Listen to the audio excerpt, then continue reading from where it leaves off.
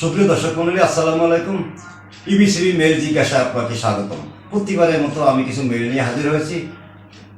আজকে যে প্রথম মেলটি পাঠিয়েছেন শাহানুর আক্তার, ময়মনসিংহ নান্দাইল থেকে। উনি জানতে চেয়েছেন, ভাইয়া আপনার কণ্ঠে একটি গান শুনতে চাই, অনেক কথাই বলেন, একটি গান আমাদেরকে শোনাবেন, খুব খুশি হব। ধন্যবাদ। আসলেই আমি তো গান গাই না, তারপরেও একটা গান একটু আপনাদের জন্য বলছি আর কি, দয়া করে শুনে নিন। উইরা যায় জোর কবুতর তারা লগে লগে, মপরানম যে ধমাগে তারা লগে লগে, অগে গো ও অগে তারা লগে লগে, মপরানম যে ধমাগে তারা লগে লগে। মায় ভিক্ষা করে বাবাই হেলা ঠেলে পুরা জিজে প্যান করিয়া মস্তানি যে করে, মপরানম যে ধমাগে তারা লগে লগে। উত্তম থেকে মেঘে মেঘে মেঘলু দিবার তরে, মাভরানম যে ধমাগে তারা লগে লগে। বাড়িওয়ালা বাড়ি বানায় মুস্তানরা সান্দা সাহেব, বাড়িওয়ালা মুস্তানরে পুলিশের কথা বলে মুস্তান দৌড়ায় আগে আগে, মাভরানম যে ধমাগে তারা লগে লগে।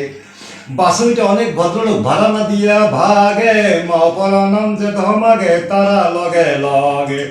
ডাক্তার কাছে রুগী গেলে রুগী চিল্লা মারে, ডাক্তারের মাথা নাড়ে কোনটা দিয়ে কত খাওয়া যাবে, মহাপরানম যে ধমাগে তারা লগে লগে। ধন্যবাদ আপনার মেইলের জন্য। ময়মনসিংহ থেকে দিলারা বেগম, উনি আমাকে মেইল করেছেন, ভাইয়া আপনি তো অনেক কথাই বলেন, অনেক কথা বলেন না, আপনি দয়া করে বলবেন কি ব্যাকরণ কাকে বলে। ধন্যবাদ। আসলে আমি তো ব্যাকরণ বিশেষজ্ঞ না, তবু জানতে চাইছেন ব্যাকরণ কাকে বলে। আসলে কারণ ছাড়া যা ঘটে তাই ব্যাকরণ। ম্যানুয়াল আছে, ডাক্তার নাই, খাম্বা আছে, কারেন্ট নাই, অকারণে যা ঘটে তাই ব্যাকরণ। আপনার মেইলের জন্য আপনাকে অনেক অনেক ধন্যবাদ। এরপরে মেলটি পাঠিয়েছেন উত্তরবঙ্গ তথা রংপুর থেকে তিসি দাস। উনি জানতেছেন, ভাইয়া আপনি তো অনেক কথাই বলেন এবং অনেক কথাই শুনি, কিন্তু একটা বিষয়ে আমাদেরকে কখনোই আপনি বলেন না। আমি আপনাকে জানতে চাইব, গন্ডারের কুতকুতি দিলে 3 দিন পর হাসে কেন? ধন্যবাদ। আসলেই গন্ডার একটি নিবোধ প্রাণী, যার কোনো বোধ শক্তি নাই। গন্ডারের কুতকুতি 3 দিন হাসে কারণ গন্ডারের চামড়া মোটা, ভিতরে বসতে একটু সময় লাগে। সে 72 ঘন্টা পরে বুঝতে পারে যে তাকে কুতকুতি দেওয়া হয়েছিল। এই জাতীয় অনেক লোকই আমাদের দেশে আছে যাদের বোধ শক্তি নেই। বোধ শক্তিহীন কিছু মানুষও আছে, শুধু গন্ডারকে বললে হবে না।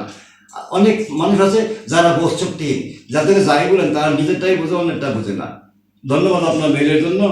এরপরেও কিছু মেইল আমার কাছে হাতে আসছে, সময়ের অভাবে তো দিতে পারলাম না।